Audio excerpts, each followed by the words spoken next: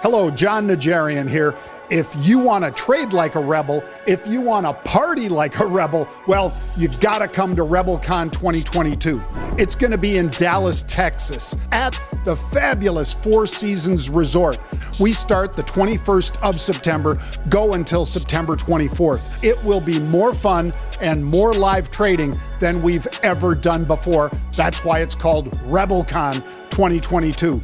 We're going to have barbecues and double the amount of live trading. So if you want to book that now, make sure you do, because the guest speakers, as soon as we announce those, this thing's going to be sold out. It's going to be something you do not want to miss. Limited to 250 people. Diamond, platinum, and gold packages are selling out. Sign up now for Rebelcon 2022 at the Four Seasons in Dallas, Texas.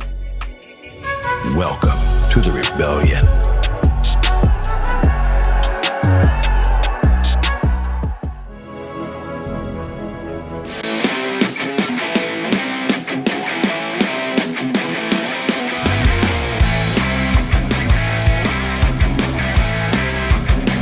That's for me.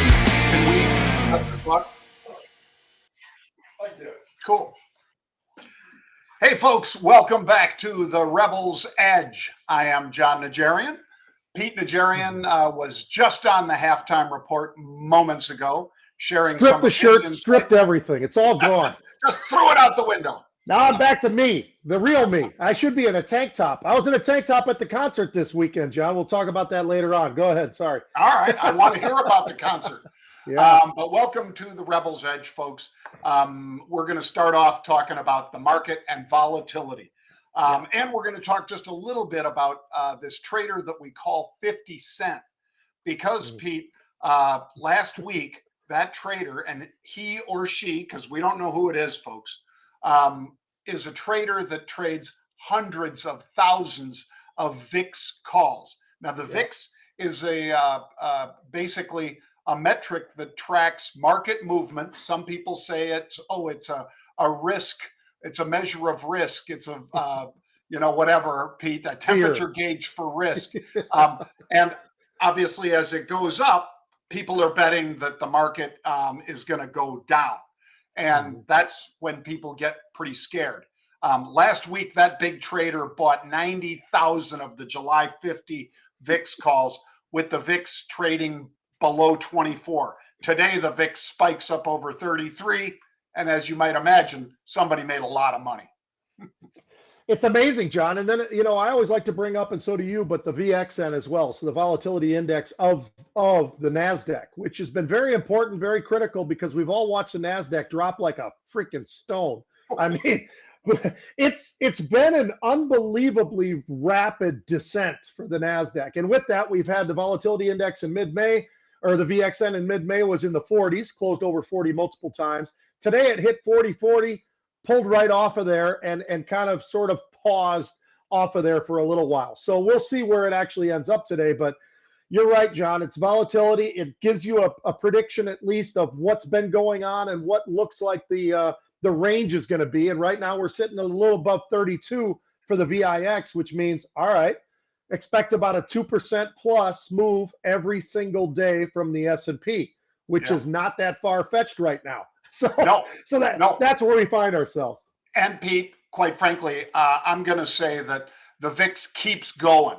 I'm thinking we're going to get up there close to 40. You and I have talked about it, that we need that sort of, capitulatory flush out of the market. So if I had VIX calls, which I do, I haven't sold them out. I have sold higher strikes against it, but I'm thinking VIX goes higher, market goes lower. Absolutely. Yep. I'll tell you what, John, you're 100% right. And that VIX is ready to explode with any news coming. So I wish I wasn't right. Next, we're going to go to Coinbase. And John, we talk about crypto all the time. Today is the day of crypto. I mean, people are panicked. They don't know what's going on. They're trying to figure it all out, of course. And not only is it underneath 30,000, it's underneath 27,000, it's underneath 25. I mean, it's like bang, bang, bang, bang, bang, bang, bang. Last I looked, it was down about 17+%, and it's just been getting hammered. And, it's supposed to be an alternative. It's supposed to be, well, a little bit speculative, but whatever. Maybe it's a hedge for inflation. I don't see any of those playing out right now, John. So what's your take on Coinbase? Because this thing is getting hammered along with everything else. Yeah, Coinbase, COIN, folks, is the symbol there. You've also got Mara. You've got MicroStrategy, and MicroStrategy might really be at the center of this, Pete, because Celsius, a big crypto player, basically stopped withdrawals over the weekend. And that's not a good thing. You know, at one time it had, I think, $23 billion worth of funds in Celsius. And, you know, to have them basically just put on the brakes like that, especially after you saw, you know, things go crazy in Luna, that is not what this market needed. And I think it's why we're plumbing lower that end. Of course, Michael Saylor, who's the CEO of a company, a software company called MicroStrategy, that was smart enough to buy years ago a lot of crypto, and unfortunately has kept leveraging back into more and more of that Bitcoin. He's a maximalist, so he's buying Bitcoin. That's his focus. And unfortunately, Pete, as you say, right now I'm looking at 23,366, $23,366 for Bitcoin. A lot of us think that he's getting margin called from 27,000 all the way down to 21,000. It works the same way for crypto, folks. If people are getting a margin call, they are forced sellers in the market to raise that capital, because basically the bank that lent them the money, whether it's a crypto bank or regular, they need to get out, and they're not going to lose any more of their own money. So right now they could be giving him a margin call. I'm betting they are. Well, now, Pete, here's one that, you know, I think surprises some people, and that is the solar green energy play.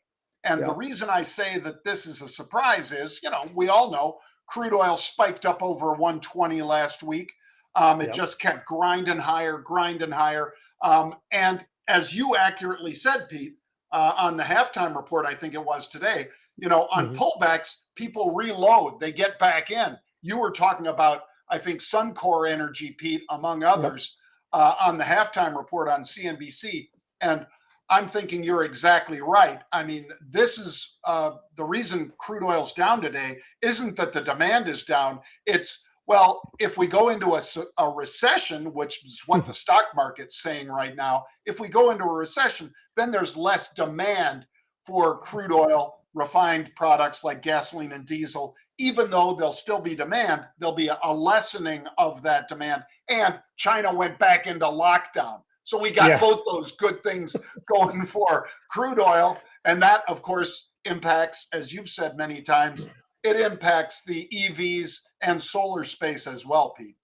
It really does make you wonder. I mean, these guys clearly were the start of this whole pandemic and all this crap with COVID-19. And they're the ones that are taking the brunt of it, because how many lockdowns do these guys have? I mean, it's just, it seems like they were just coming out of it, John, not too terribly long ago. And then all of a sudden, here we go again. It's just a revolving door for these guys, and it's got to be brutal. But to your point, makes a lot of sense. And it pulls back a little bit of demand that was starting to kind of come out from China. So that was one of the other issues. But yeah, when you look at oil, I can tell you this, your mind would tell you, oh, well, you know, solar is going to be doing this when oil does that. That is not actually the case. And it turns out they kind of work, you know, they work together. And I've got a lot of exposure, and so do you, and in some of the clean energy, not just solar, but others as well.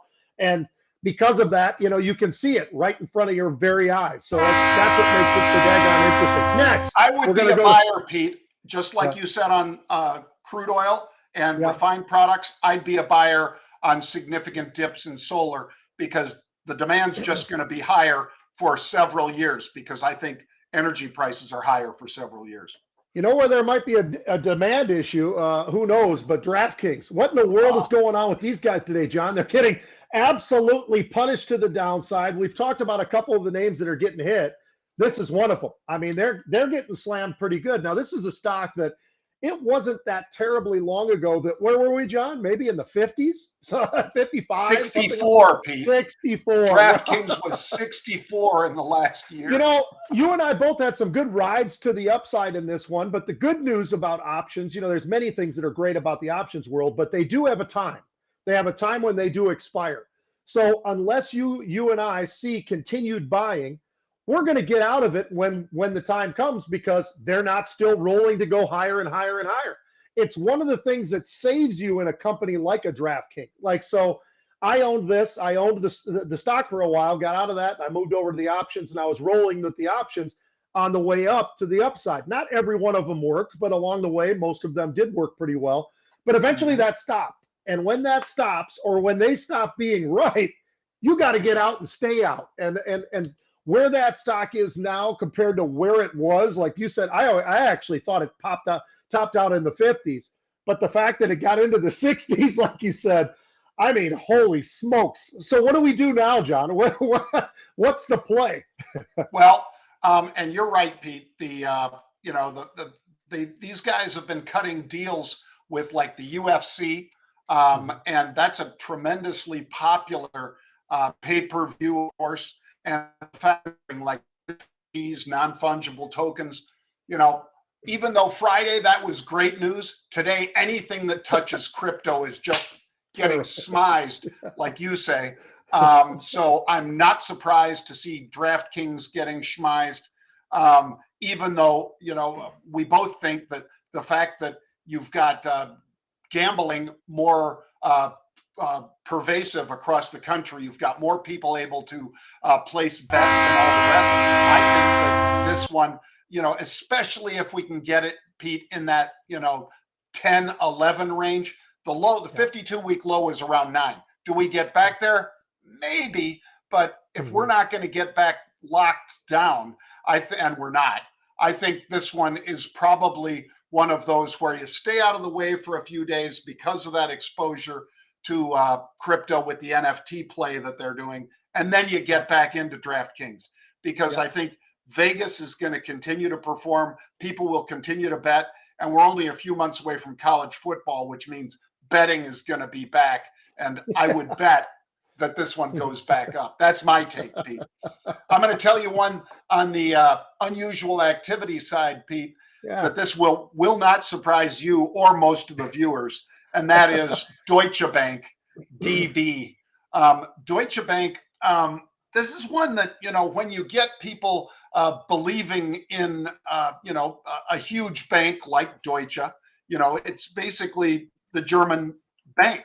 And you've got that, and I realize that, you know, there's the Eurozone, and the euro dollar is what they trade even in Germany now. It's not Deutschmarks, but nonetheless, this is a bank based in Germany, and they've got all kinds of trouble. Credit Suisse and Deutsche Bank both have lots of trouble. Obviously, the one's Swiss, CS, this one's Deutsche. And Pete, we saw big downside put buying to let people know that aren't really as familiar with options. A put is a bet to the downside. It's either protection or it is a bet that we go lower. And I'm thinking they're putting it on, Pete, because they think it's going lower. Yeah, I would agree with you, John. I saw that one today as well, and I, that was one of the unusuals that I cited as well, because I like the roll. As a matter of fact, we had such an interesting show on the halftime today because we didn't do much in the way of commercials. We just kind of globbed everything in at once, and on the fly, all of a sudden, Scott goes, "Hey, Pete, what do you got for unusual?" And I'm like, "Really?" Yeah, you so love it when he does that, when he surprises you. Oh yeah, that was great. But he was all excited because I pumped him on his overtime show and all the stuff that they got there. So we went back and forth a little bit. But, that one is a good one, John, and I liked it. And I also, we've seen ETFs getting bought like crazy to the downside, buying puts. We've seen it in the Spider on Friday, the SPY. We saw it in the IWM as well. We've seen it in the EFA. We've seen it in all these ETFs, and each ETF being a little bit different. But when you look at the IWM, now this one you're talking about the Russell 2000, so you're talking more different market caps and all the rest of it. But boy, do they move, and they move in a hurry. And that stock that ETF last I looked was down more than 4%, John. They were buying on Friday, and they bought. Matter of fact, the ETF was trading at 178, and they were buying the July 172 puts. And they only bought 30,000 of them. Huge. And today they decided, well, let's come on back and go for a little bit more because we don't think this is just over yet. The ETF's trading at 174. They buy 30,000 more, and they buy the July 167 puts. So it gives you a little idea that somebody with a lot of money out there is either hedging or feeling like, you know what, this selling is not over just yet. We got a lot going on with CPI from last week. We also have the Fed coming in front of us. Are they going to do 50 basis points, 75 basis points? We don't know the answer to that really anymore because as transparent as Powell has tried to be about what they're going to do, there's a lot of people that are saying 75, 75, 75. So who knows? But either way, there's a lot of different catalysts out there that could send the market even a little bit further to the downside. At least that's what these guys are indicating to you and I with some of the unusual that we're seeing. Yeah, and those small cap stocks, that's what the Russell 2000 is, folks, the IWM. That's small caps. They get even more hurt than the big caps do to the downside, I think. And so be careful if you're in those stocks. I'm not saying you need to liquidate. Be aware, though, that it ain't over yet. There's a lot of buying of those puts. Hey, Pete, what about LIV or live or however you pronounce that new golf? Just to put a bow around it, folks, PGA under Arnold Palmer and I think it was the Golden Bear and all those guys, they really just wanted to play golf. So they gave the PGA the power to control their images and likeness, the same sort of thing that, college athletes have got now, Pete. But that meant that you can't have Tiger on the cover of Wheaties, doing this unless you cut the deal with the PGA. Tiger can't sell that because, the PGA owns that. Any event that the PGA sponsors, they have the rights to all of the images for that. So LIV said to all these guys, and that's sponsored by Saudi Arabia, they said, you know what? We'll give you 125 mil. Come on over. We're starting a new league, and you own your image and likeness. Now, some people, of course, push back against that, Pete, but other people love it. What's your take? Well, and the 125 is just for Mickelson. That's one guy. That's one guy. And they offered Tiger, from what we've heard anyway, 900 million, actually. But Tiger's like, hey, look, I got my billions already from Nike and everything else. I don't really need you guys. But it is interesting, John, and I like Rory McIlroy because he has been very adamantly against this whole thing. I'm not trying to take sides, but I can appreciate the pushback that he's got, we had a guy on a radio show that I do on Sundays and a guy on who was great, and he was talking about, hey, you know what? The PGA is about a lot more than everybody thinks because of the fact that the PGA also, on top of everything else, they donate a boatload of money to all kinds of different events as they're doing the events that they have. They're bringing that out to charity. So it's a big deal. It's going to be confusing. Are they ever going to make some ground? The guys that have gone there, John, are all the semi-losers of the PGA right now. Let's be honest, because they got the bottom of the barrel and they also got the guys who no longer win. Phil did win once in the last year, but outside of that, it's like, okay, where have you been? And where is, some of the other guys? It's like, this is kind of like, all right, let's scoop out some of the worst trash out of the PGA, drag them over here, and who's going to watch? And where are they going to watch? That's the other thing. I got to disagree with the worst trash. It's not the worst trash. You're talking about Phil Mickelson, Pete, and a bunch of people with green jackets. John, the guy who won the tournament this weekend and number one was number 133 on the PGA Tour. So when I say trash, I mean, these guys are the bottom of the barrel, for crying out loud. Yeah, that's true. But we got a little basketball. We got to talk quick basketball. We got Golden State. That's going to be great against the Celtics. And it's gone back and forth and back and forth. And you can hate Steph, you can love Steph, but that damn Steph, the guy just... I can't hate him. I can't hate him either, but it's just amazing. Rooting against him, yes, but you can't hate him.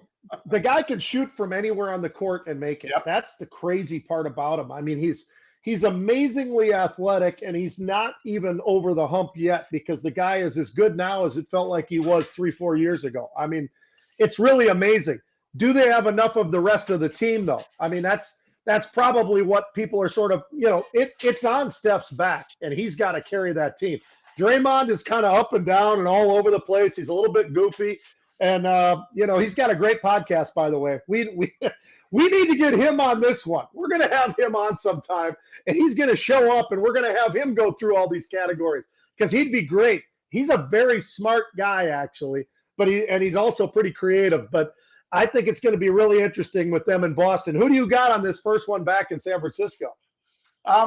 Pete, I'm with you. I think that, Steph's, it depends if he's as hot as he was the other night. If he scores 43, unless the rest of the team falls asleep, they win. But if he doesn't hit, 75, 80% of his shots, they lose. I think Boston can take them in San Francisco. And if they go up 3-2 in the Bay Area, I think it's really stacking up against the Warriors at that point.